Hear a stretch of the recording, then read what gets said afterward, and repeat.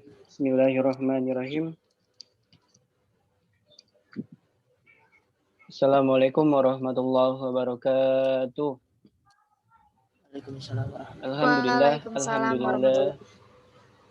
Illazi arsala rasulahu bil huda wa dinil haq liyusirahu ala dini kullihi walau karihal musyrikun walau karihal kafirun walau karihal munafikun wa kafa billahi syahida. Asyhadu an la ilaha illallah wa asyhadu anna Muhammadan abduhu wa rasuluhu la nabi ba'da amma ba'du. Qala Allah Ta'ala fil Qur'anil Karim, a'udzu billahi minasyaitonir rajim. Bismillahirrahmanirrahim. Laqad kana lakum fi Rasulillahi uswatun hasanah. Amma ba'du.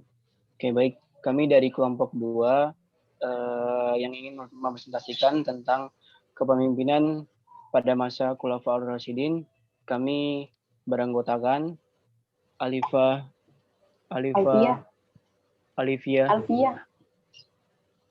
Alfiah Abidatus Zahro, Frana Wijaya, dan saya Fadli Muharik, dan yang terakhir Muharika Robbaniyah. Next.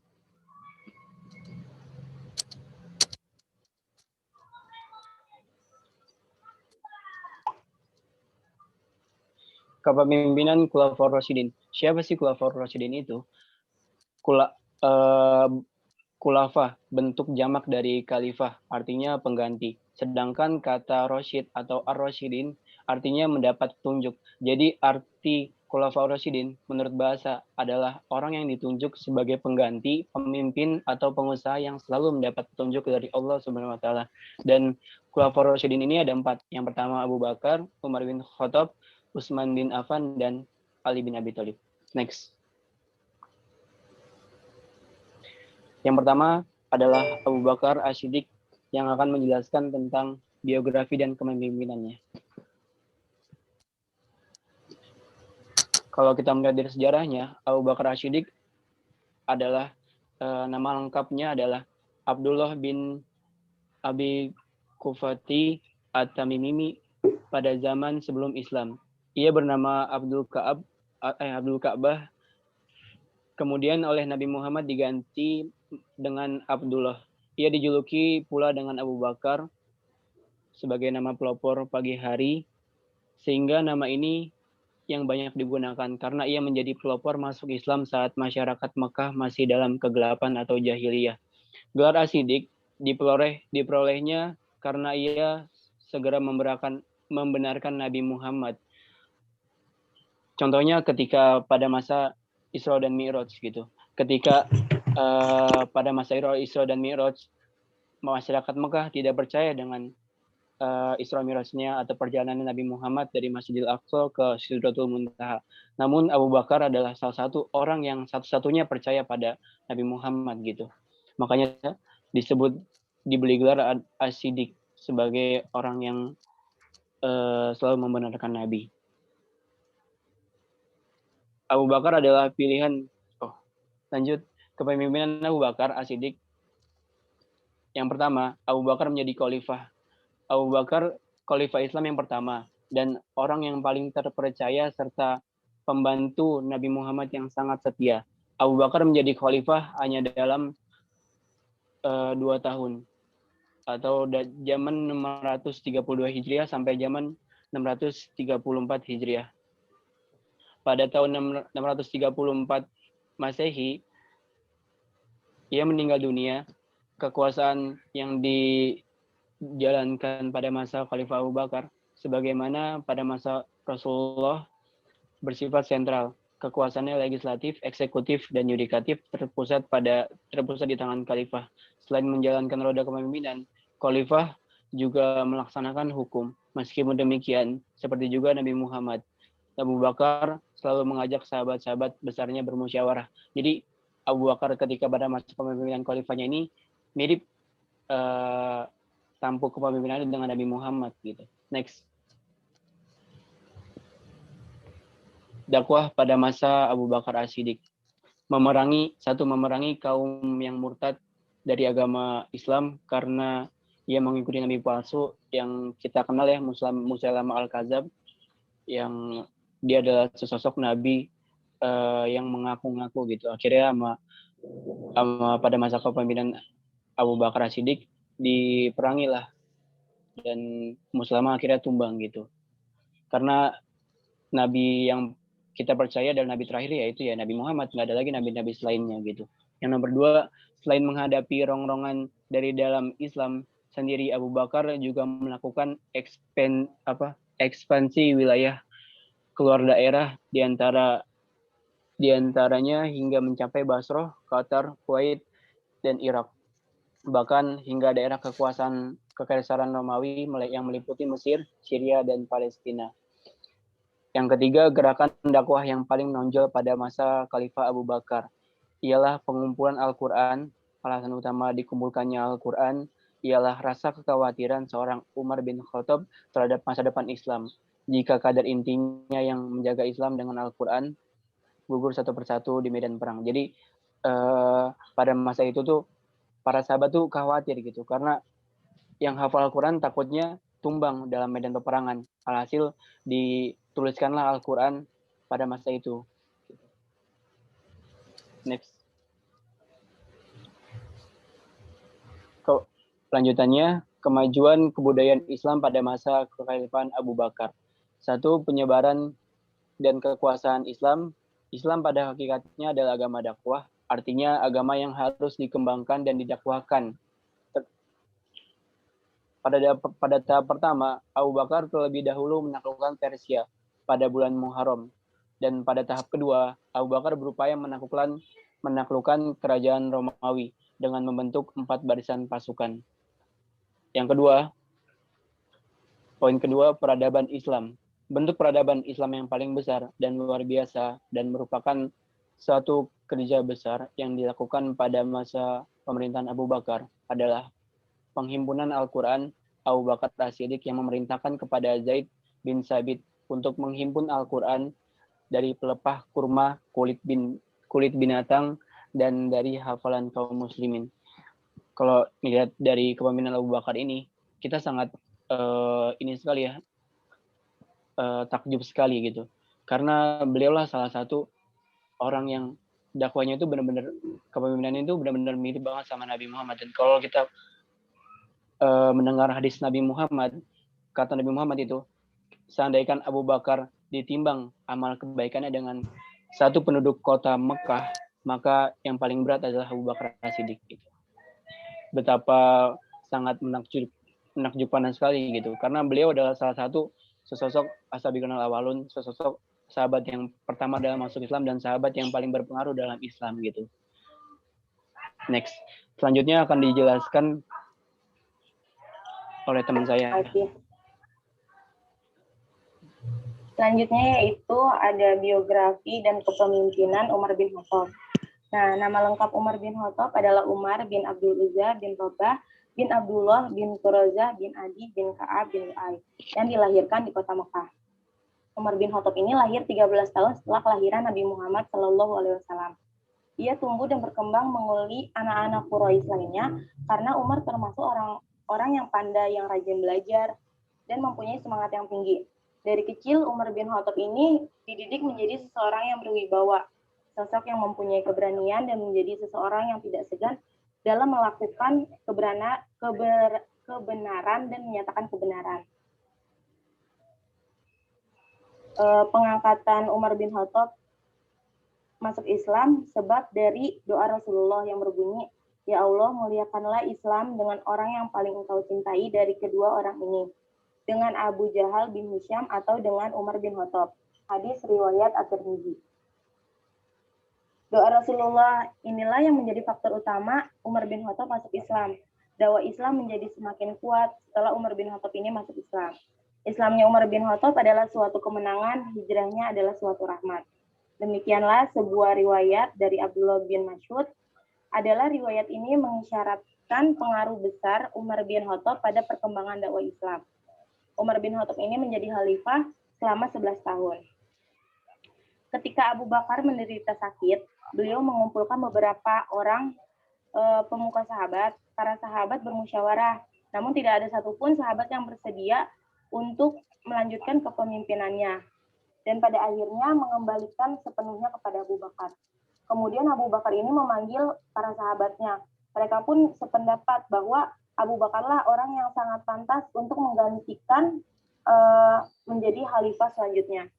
Nah, Umar bin Khattab ini memimpin selama 10 tahun, 6 bulan, 10 hari. Dakwah Umar bin Khattab pada masa pemerintahan Umar bin Khattab, perluasan wilayah agama Islam semakin luas dan Islam semakin menyebar. Setelah Damaskus berhasil dikuasai, setahun kemudian Syria jatuh dalam kekuasaan Islam. Dengan menggunakan Syria sebagai basis pertahanan, ekspansi berhasil diteruskan hingga ke Mesir di bawah kepemimpinan Amr bin As dan ke Irak di bawah kepemimpinan Sa'ad bin Abi Waqqas. Berikut ini ada langkah-langkah dakwah yang dilakukan Umar bin Khattab. Yang pertama itu mengatur dan menyusun ketentuan-ketentuan khusus mengenai materi pendidikan dan metode pengajaran agama, baik mengenai pokok-pokok iman maupun soal-soal ibadah. Yang kedua itu menerapkan kebijakan toleransi antar umat beragama. Yang ketiga itu ada mengatur administrasi negara. Yang keempat mengeluarkan undang-undang yang sesuai Al-Quran dan As-Sunnah. Yang terakhir membentuk departemen. Selanjutnya, penjelasan Utsman bin Affan akan dilanjutkan oleh Pana.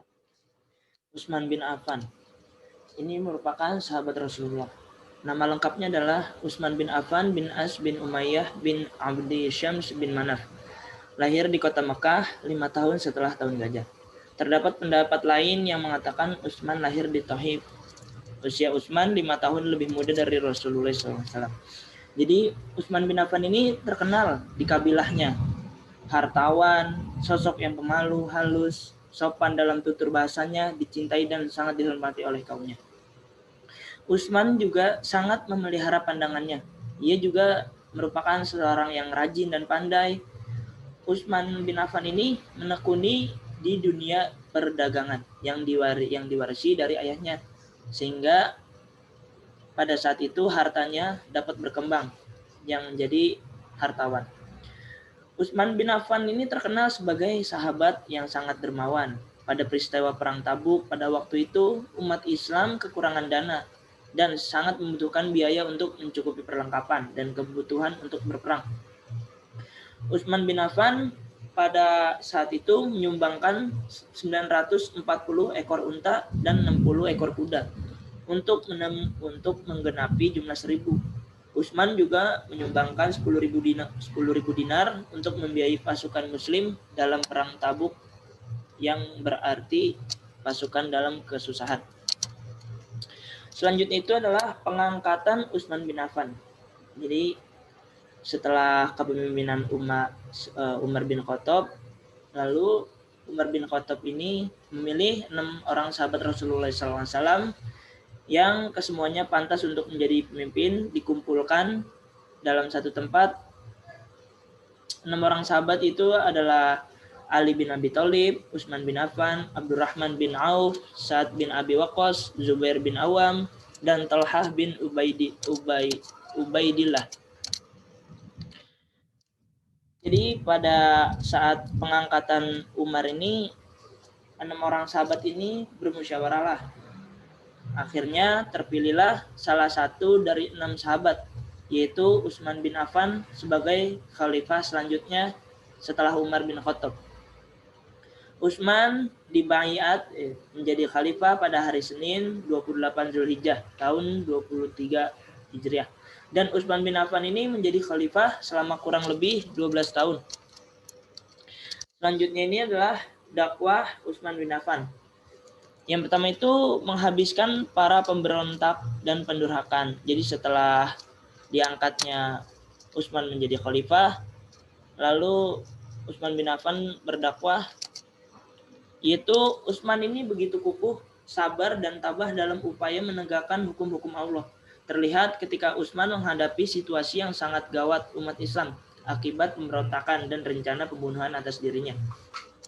Yang kedua itu adalah yang B, pembukuan Al-Quran.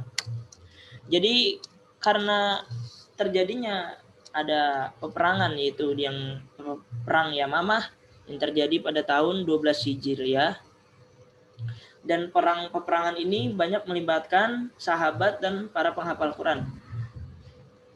70 orang hafiz ini, 70 orang hafiz penghafal Quran dan para sahabat banyak yang gugur. Jadi untuk pembukuan ini Utsman terjadi perselisihan mengenai cara baca Al-Quran. Utsman memutuskan untuk melakukan penyeragaman cara baca Al-Quran karena terjadinya banyak mushaf yang diterbitkan, maka Utsman akhirnya angkat suara untuk mushaf yang secara resmi dipakai oleh kaum muslimin.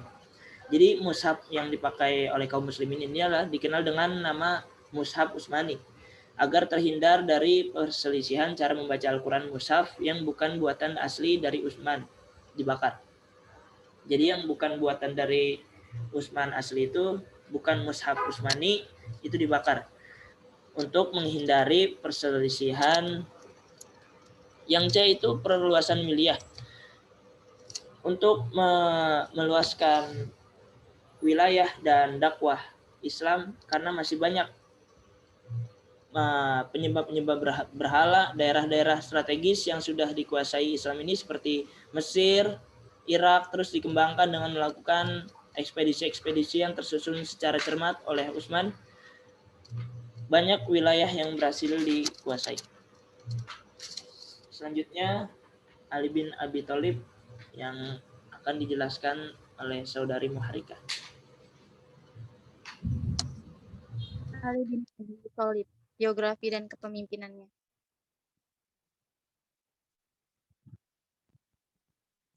Ali bin Abi Thalib lahir pada 32 tahun setelah tahun kelahiran Nabi Muhammad. Beliau merupakan putra dari paman Nabi Muhammad yang mempunyai nama asli Ali ibnu Abi Thalib ibnu Abdul Muthalib ibnu Hashim. Ali bin Abi Thalib adalah orang pertama yang masuk Islam dari kalangan anak-anak. Rasulullah Shallallahu Alaihi Wasallam menyerahkan kepadanya bendera jihad pada saat perang Khaybar, yang dengan perantara perjuangannya lah Allah memenangkan umat Islam dalam pertempuran. Beliau dibaiat sebagai khalifah setelah Khalifah Utsman terbunuh. Beliau menjadi khalifah secara syar'i hingga wafat dalam keadaan mati syahid pada bulan Ramadan tahun 40 Hijriah dalam usia 63 tahun. Kekhalifahan Ali berlangsung selama 4 tahun 9 bulan, sejak 19 Zulhijjah 12 hari. Nah, Ali itu saking istimewanya, itu sampai dinikahkan oleh putri kesayangannya yang bernama Fatimah Zahra. Oke, next. Nah, kepemimpinan Ali bin Abi Thalib. Yang pertama, politik Ali bin Abi Thalib dalam memerintah. Sewaktu itu situasi umat Islam pada masa pemerintahan Khalifah Ali bin Abi Thalib sudah sangat jauh berbeda dengan masa-masa sebelumnya. Umat Islam pada masa pemerintahan Abu Bakar dan Umar bin Ibnu Khattab masih bersatu. Mereka memiliki banyak tugas yang harus diselesaikan, seperti tugas melakukan perluasan wilayah Islam dan sebagainya. Selain itu, kehidupan masyarakat Islam masih sangat sederhana karena belum banyak terpengaruh oleh kemewahan duniawi, kekayaan, dan kedudukan. Namun, pada masa pemerintahan Khalifah Utsman ibnu Affan, keadaan mulai berubah. Perjuangan pun sudah mulai terpengaruh oleh hal-hal yang bersifat duniawi. Oleh karena itu, beban yang harus dipikul oleh penguasa berikutnya semakin berat. Usaha-usaha Khalifah Ali ibnu Abi Thalib dalam mengatasi persoalan tersebut tetap dilakukannya, meskipun ia mendapat banyak tantangan yang sangat luar biasa. Semua itu bertujuan agar masyarakat merasa aman, tentram, dan sejahtera.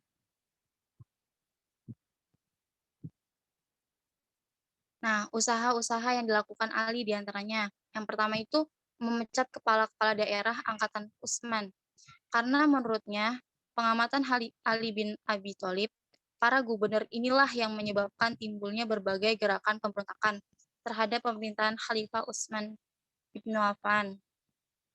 Terus yang kedua,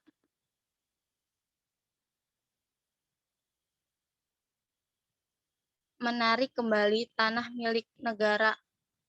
Nah, pada masa pemerintahan Khalifah Utsman ibnu Affan ini, banyak para kerabat yang diberikan fasilitas dalam berbagai bidang, sehingga banyak di antara mereka yang kemudian merongrong pemerintahan Khalifah Utsman ibnu Affan dan harta kekayaan negara.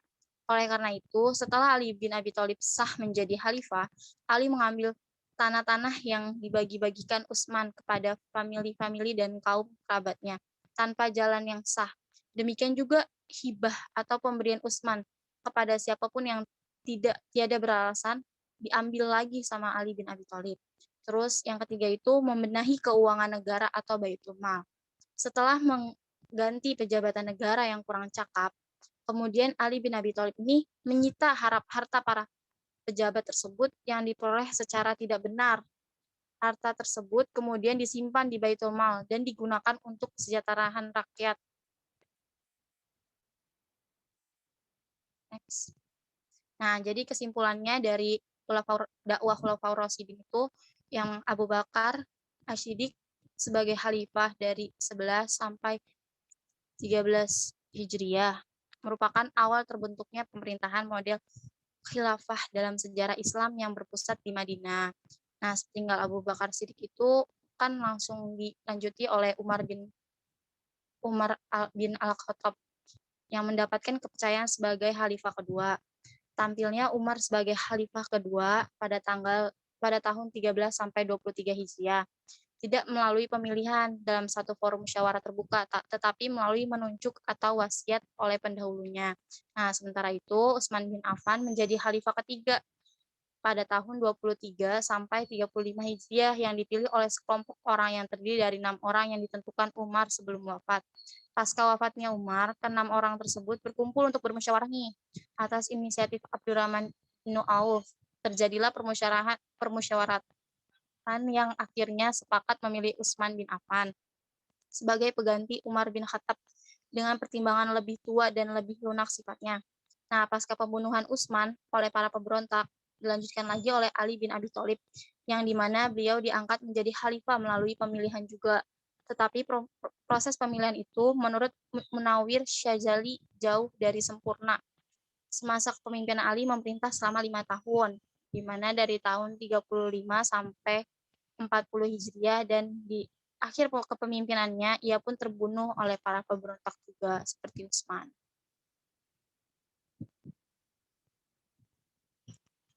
Oke, mungkin cukup sekian ya. Mungkin cukup sekian penjelasan dari siapa yang jelasin. Oke, baik. Mungkin cukup sekian presentasi dari kelompok kami. Bila ada kata-kata atau informasi yang kurang jelas bisa ditanyakan, dan kami mohon maaf, kami undur diri. Billahi fisabilil haq fastabiqul khairat. Wassalamualaikum warahmatullahi wabarakatuh. Waalaikumsalam warahmatullahi wabarakatuh.